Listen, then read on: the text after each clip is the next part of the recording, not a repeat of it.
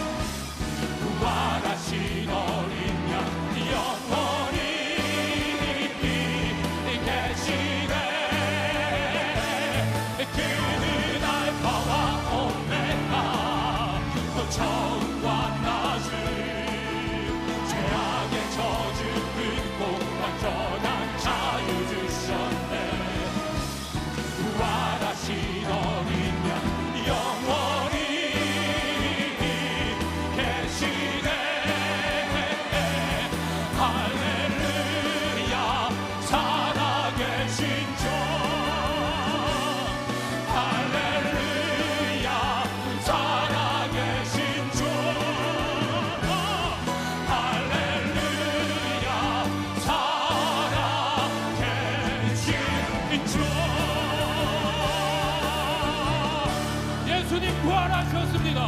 할렐루야.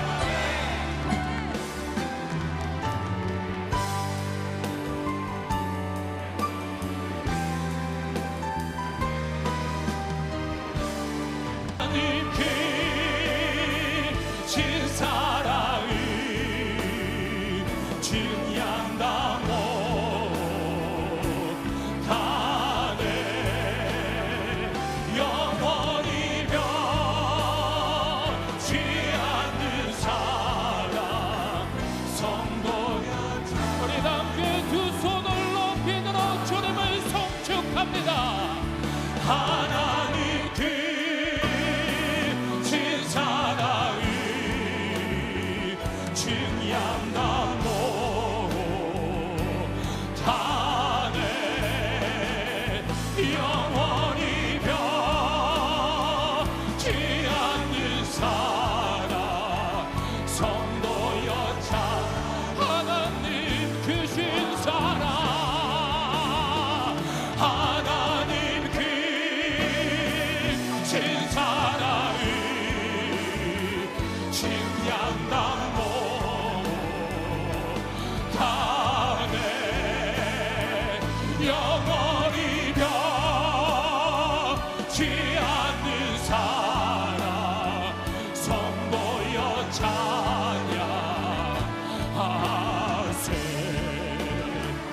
영원히 변치 않는 사랑 선보여 찬양하세.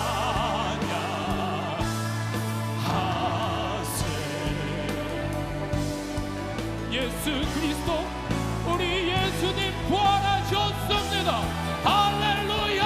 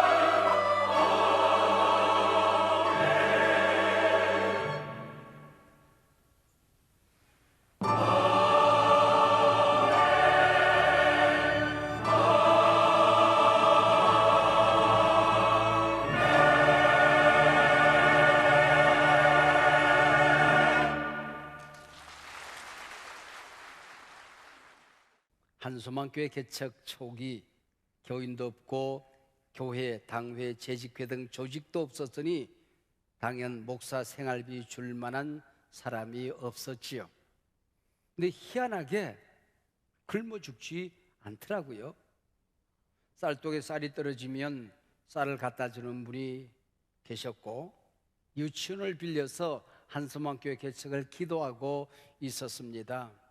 지유소를 경영하는 최덕식이라는 장로님이 빌려주셨는데 월세를 받기는커녕 한 달에 한 번씩 본인이 경영하는 지유소 원래 예배제를 초청해 주셨습니다. 5만 원, 10만 원 주면 감사했지요. 근데 봉투를 열어보니 그때마다 100만 원이 들어있는 겁니다. 제가 그 유치원을 떠날 때까지 그 장로님의 주시는 봉투를 통하여 먹고 살았습니다. 기도처지만은 음향시설은 있어야 되겠다 싶어서 기도하고 있었는데 어느 날 길을 걸어가다가 지난번에 섬기던 교회 강희숙 집사라는 분이 저를 딱 만났어요. 가구 공장을 하는 남편이 이번 달 생활비를 넉넉하게 500만 원을 주었는데 왠지 쓸 수가 없더랍니다. 저를 만나는 순간 그 돈이 가방 안에서 소리를 지르더래요. 유 목사님 드려라오라오라오라고 그러더래요. 야, 이렇게 똑똑한 돈이 지금은 좀 없는 것 같아요. 마두동 상가로 이사를 하고 인테리어 공사를 했습니다. 그때 신장로님이라는 분이 계셨고 김혜한 집사님이 같이 공사를 하곤 했습니다.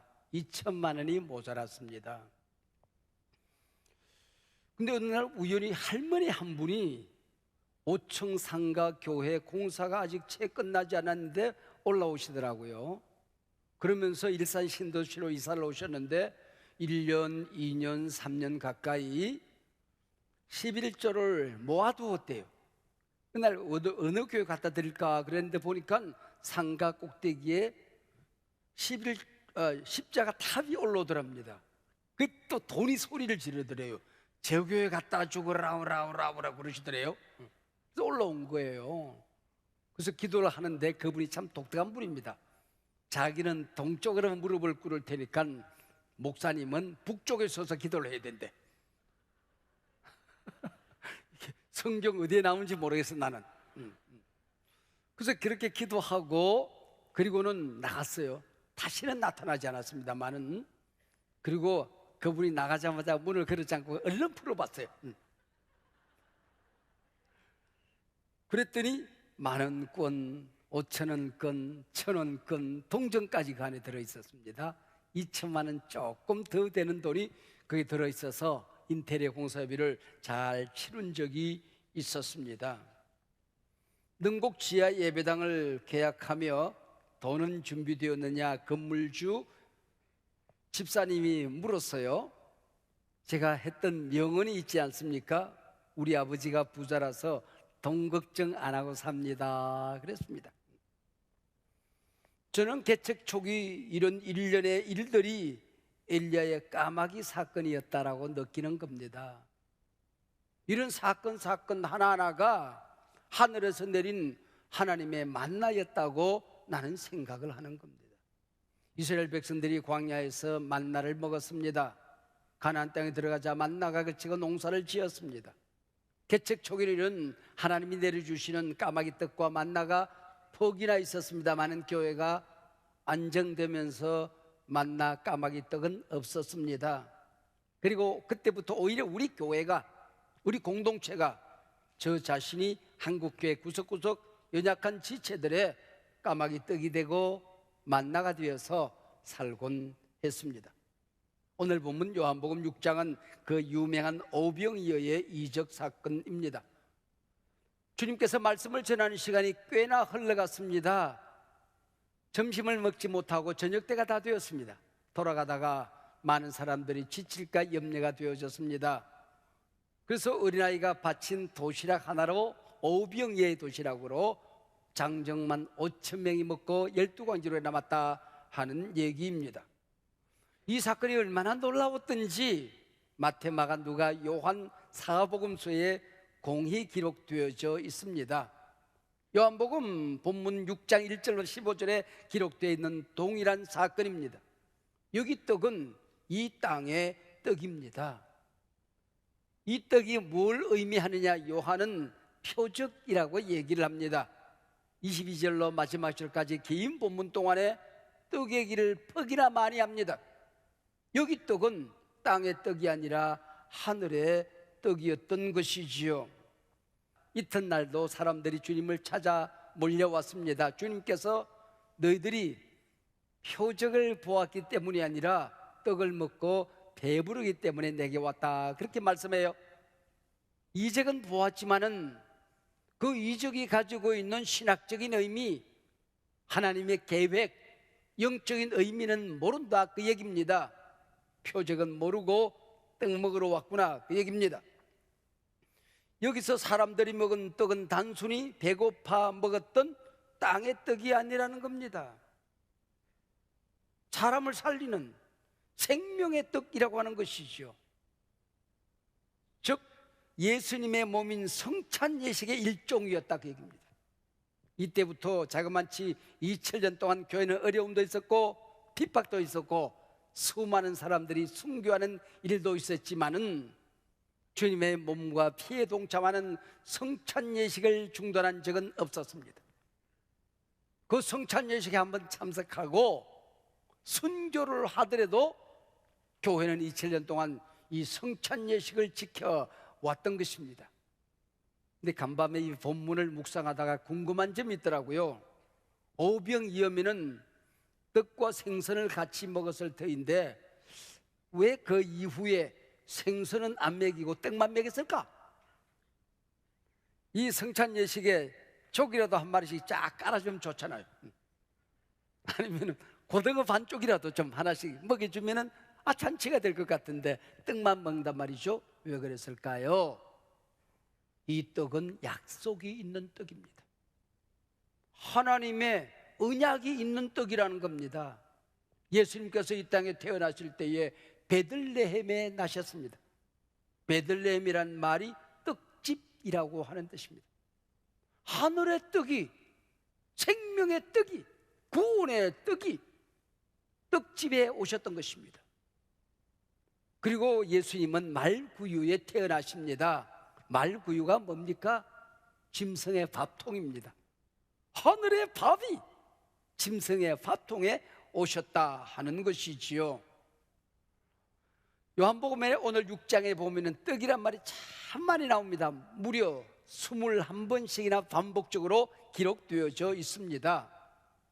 3장에 보면 니고데모라는 사람을 통하여 거듭남에 관한 교훈을 하시다가 주님께서 성령이 바람처럼 임한다, 호흡처럼 임한다 그랬습니다. 같은 말입니다. 성령, 호흡, 바람. 그래서 요한복음 3장을 호흡장, 숨쉬는 장이라 그렇게 부릅니다.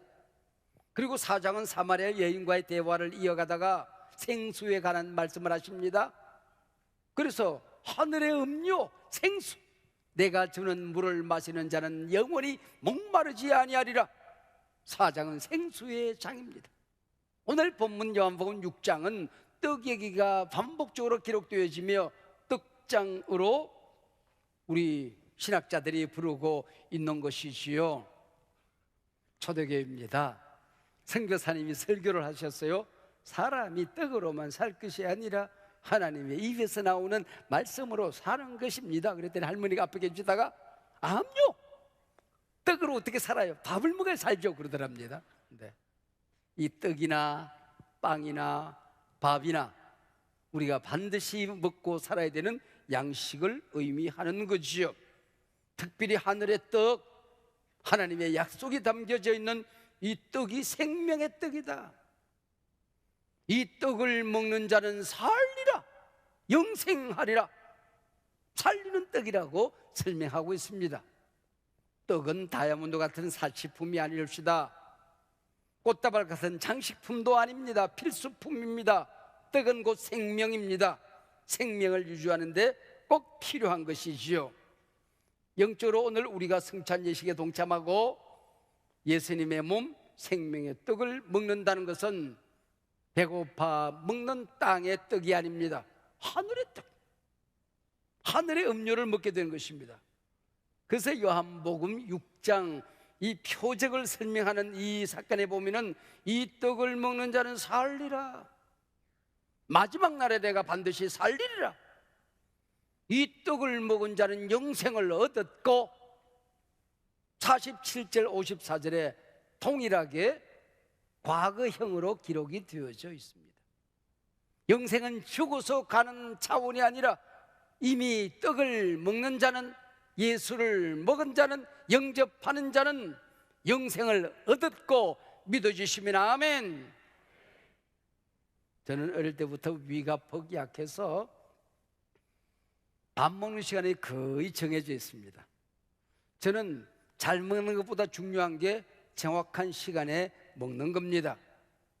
잔칫날 잘 먹겠다고 2, 3일 굶지 않습니다.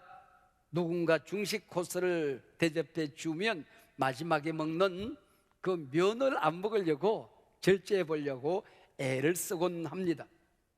양식을 대접받을 때는 마지막에 그 커피 한 잔에 그 달달한 빵이 있잖아요.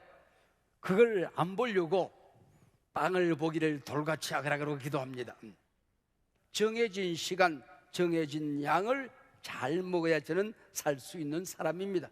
그뿐이 아니고 가능한 한 식사는 즐겁게, 행복하게, 맛있게 먹어야 된다고 하는 식사 철학이 있습니다. 밥 먹으며 밥맛 없는 얘기하는 것 저는 좋아하지 않습니다.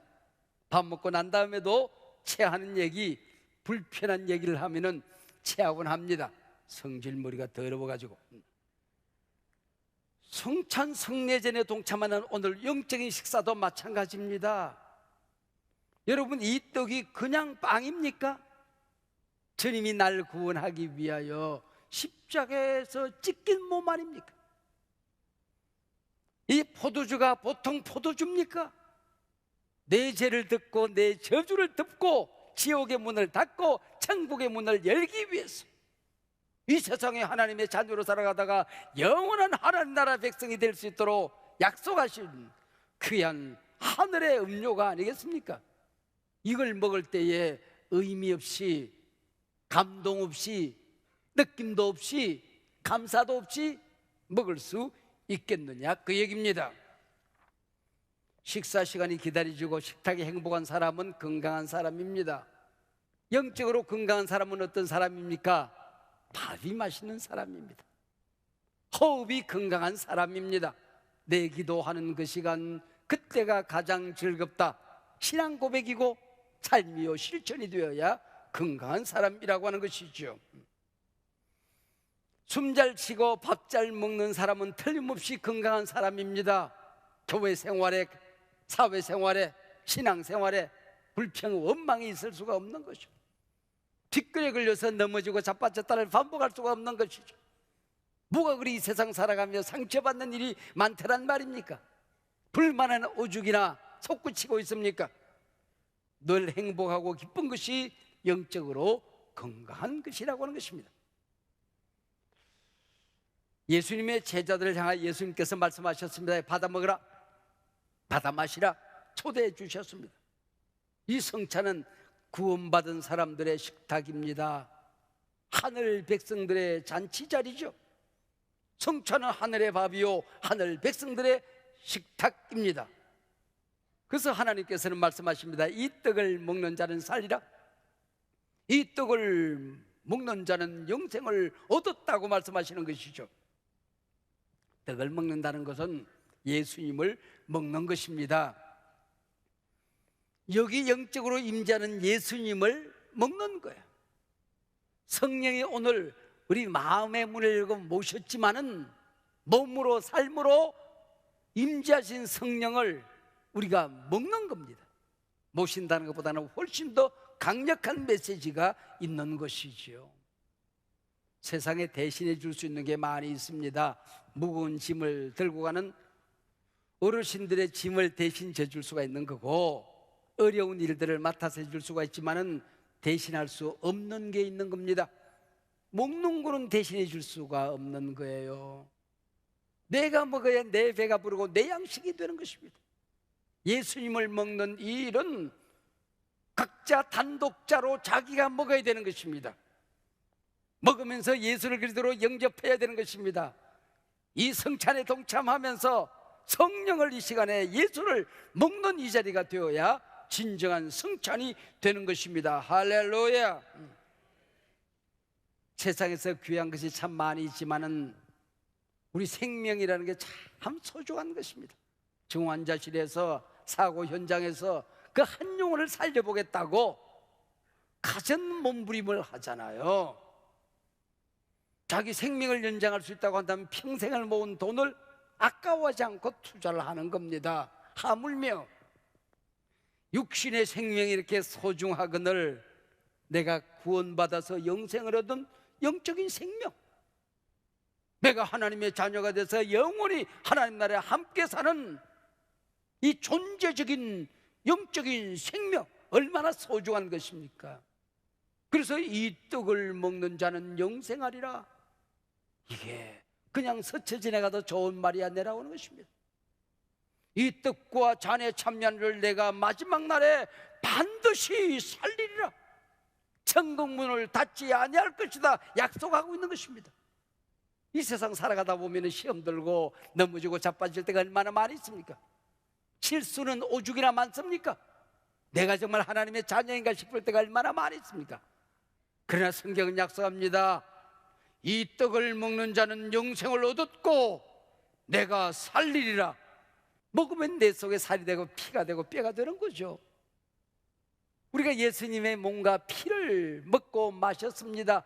내 안에 예수께서 내 영적인 살이 되고 영적인 피가 되고 뼈가 되었습니다. 내가 사는 게 아닙니다. 이 성찬에 동참한 자는 부활하신 예수님의 능력으로 살아가는 것입니다. 믿으시기를 바랍니다. 이 떡을 받을 때에, 이 잔을 마실 때 어떤 자세로 먹어야 할까요? 세계 신학자들이 모여서 몇 가지로 정리했습니다. 모든 사람이 동의하는 게 있습니다.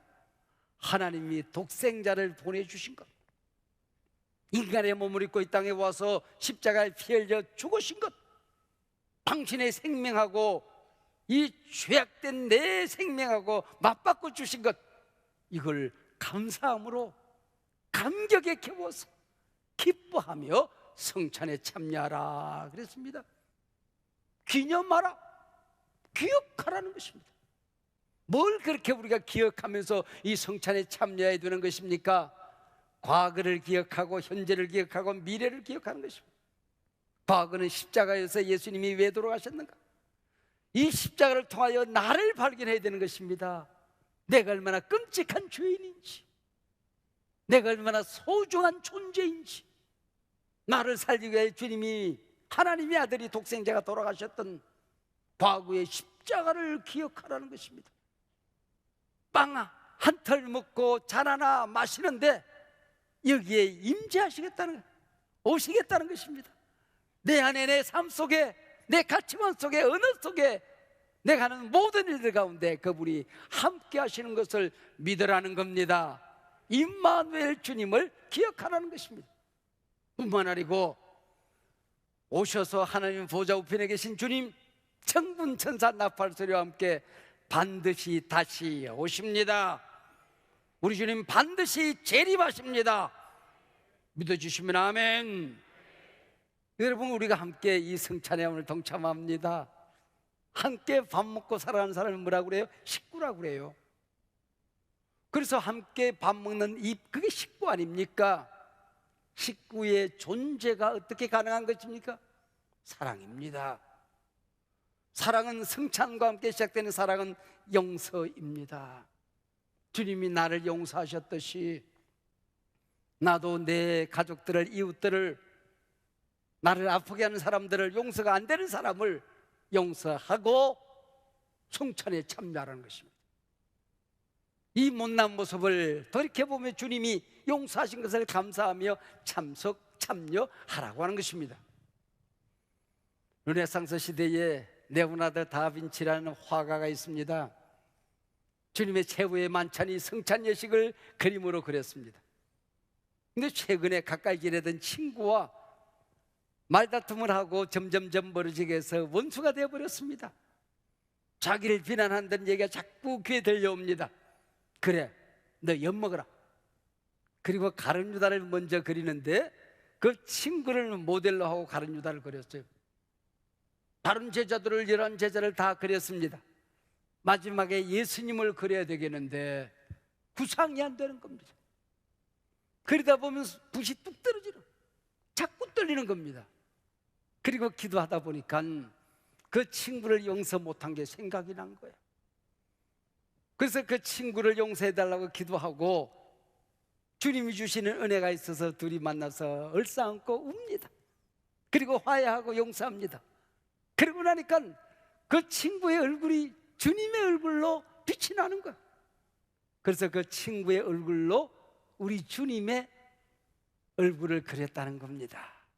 전해오는 얘기에 의하면 예수님의 모델과 가룟 유다의 모델이 한 사람이 될 수도 한 사람이었다는 것입니다.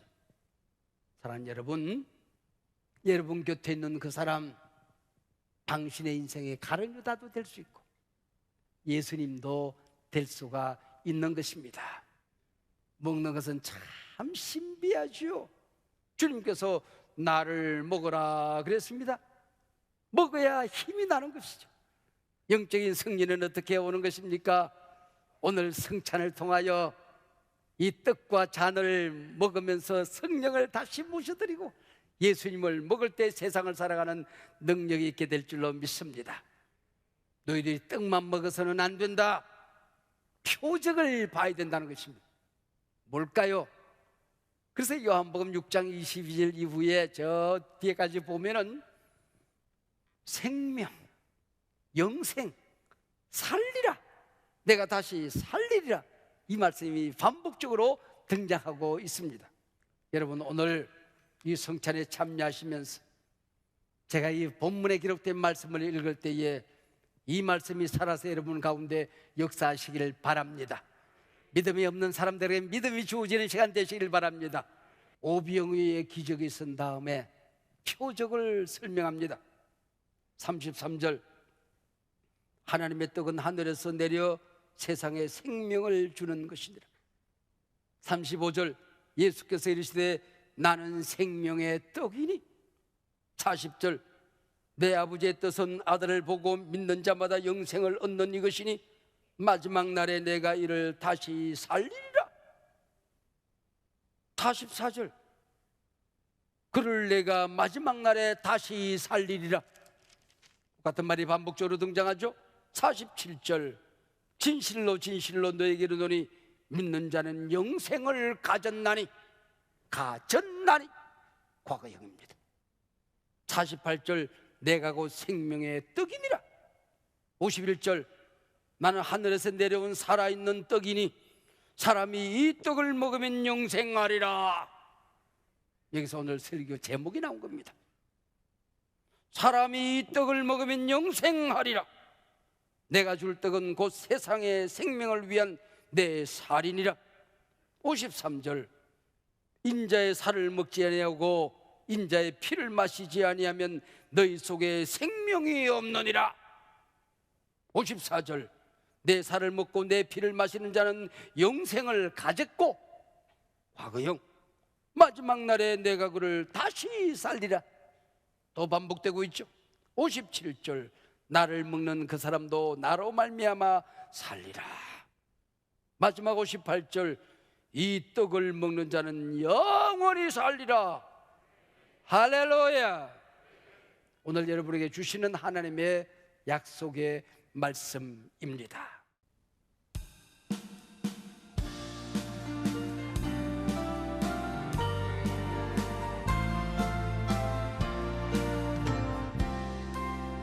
나 이제 주님의 새 생명 얻음mo 옛 것은 지나고 새 사람이로다.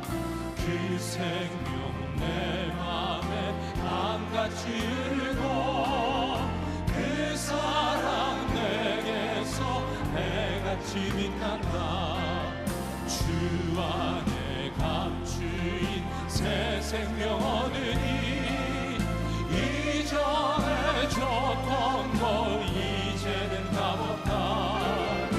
하늘의 은혜와 평화를 맛보니 찬송과 기도로 주 함께 살리라. 영생을 누리며 주 함께 살리라. 오늘도 내일도 영생을 누리며 영생을 누리며 주 안에 살리라. 오늘도 내일도 주 함께 살리라. 오늘도 내일도 주 함께 살리라.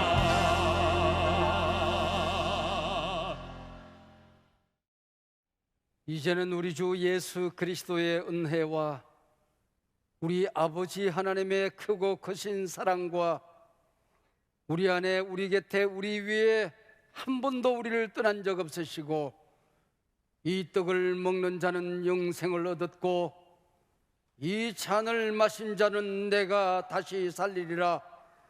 오늘 그 말씀과 함께 떡과 잔을 온 영혼 온 몸에 담고 담대히 세상으로 나아가는 하나님의 소중한 자녀들 가운데에 이 교회 위에 저들의 자손 되되 생업 터전마다 위에 이제부터 영원토록 함께하옵기를 간절히 축원하옵나이다. 아멘.